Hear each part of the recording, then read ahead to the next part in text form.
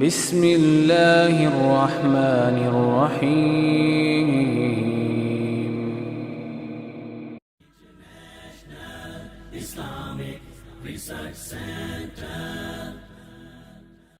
اللہ کے نزدیک 2 قطروں اور 2 نشانوں سے زیادہ کوئی چیز پسند نہیں۔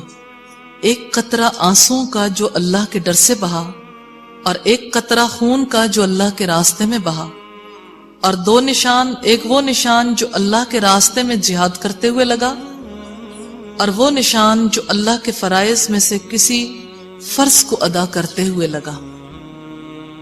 قرآن پاک میں آتا ہے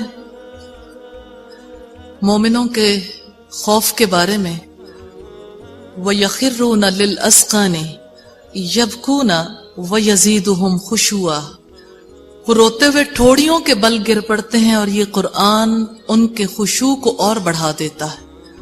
اور فرمایا أَفَمِنْ هَذَا الْحَدِيثِ تَعْجَبُونَ وَتَضْحَكُونَ وَلَا تَبْكُونَ، کیا تم اس قرآن سے تعجب کرتے ہو، ہنستے ہو اور روتے نہیں ہو؟ 2 آنسو، ایک وہ آنسو جو اللہ کے خوف سے بہتے ہیں۔ پہلی بات ہے اللہ کے خوف کی۔ اللہ کا خوف اللہ کی عظمت کے احساس کی وجہ سے پیدا ہوتا ہے۔ اس خوف سے جو آنسو بہائے اس آنکھ کو آگ نہیں چھوتی۔ اللہ کے خوف کی وجہ سے جو آنکھ آنسو بہائے اس کو اللہ کے سائے میں پناہ ملے گی، جس دن اللہ کے سائے کے سوا کوئی سایہ نہیں ہوگا۔ اللہ نے ان انبیاء کی تعریف فرمائی ہے جن پر اللہ تعالیٰ نے انعام فرمایا کہ جب وہ اللہ کی آیات کو سنتے ہیں تو سجدے میں روتے ہوئے گر پڑتے ہیں، جیسا کہ سورہ مریم میں فرمایا وَإِذَا تُتْلَى عَلَيْهِمْ آيَاتُ الرَّحْمَنِ خَرُّوا سُجَّدًا وَبُكِيًّا، ان کا حال یہ تھا کہ جب رحمان کی آیات ان کو سنائی جاتی تھی تو روتے ہوئے سجدے میں گر جاتے تھے۔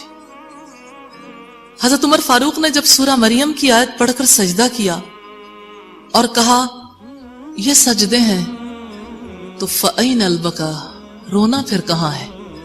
ہمارے سجدے کیسے ہیں جو آنسوؤں سے خالی۔ اللہ عز و جل کی مدح اور اس کے لیے آہوزاری حضرت عمر کہتے ہیں ان لوگوں نے کی جو علم والے تھے۔ جتنا علم انسان کے اندر آتا ہے اتنا ہی عاجزی، اتنا ہی اللہ کی خشیت آتی ہے۔ ترمذی کی روایت ہے نبی صلی اللہ علیہ وسلم نے فرمایا وہ شخص دوزخ میں داخل نہیں ہوگا جو اللہ کے خوف سے رویا یہاں تک کہ دودھ پستان میں واپس چلا جائے۔ ایک تو اللہ کے خوف سے رونے والی آنکھ ہے، بہائے جانے والے آنسو ہیں اور ان آنسوؤں کے نشانات ہیں، اور دوسرے اللہ کے راستے میں بہایا جانے والا خون ہے، خون کا قطرہ ہے۔ اللہ کو اپنے راستے میں بہائے ہوئے خون کے قطرے سے زیادہ کوئی چیز محبوب نہیں۔ یہ خون کا قطرہ کس طرح سے بہتا ہے؟ کبھی اپنے نفس کا دفاع کرتے ہوئے، کبھی اپنے مال کا دفاع کرتے ہوئے، کبھی دین کا دفاع کرتے ہوئے۔ اور یہاں پہ اگلی جو بات کی گئی کہ اللہ کو اثر فی سبیل اللہ سے زیادہ کوئی چیز محبوب نہیں، تو اس کا مطلب کیا ہے؟ وہ شخص جس کے قدم اللہ کے فرائض ادا کرنے کی کوشش میں غبار آلود ہوئے یا جہاد میں زخمی ہوئے۔ علم کے لیے کی جانے والی کوششیں، قلم کی کوششیں، قلم کے بھی نشانات ہوتے ہیں نا، راستہ چل کے جاؤ قدموں کے نشانات ہیں، فرائض ادا کرنے کے لیے گھر سے نکلو ان قدموں کے نشانات ہیں۔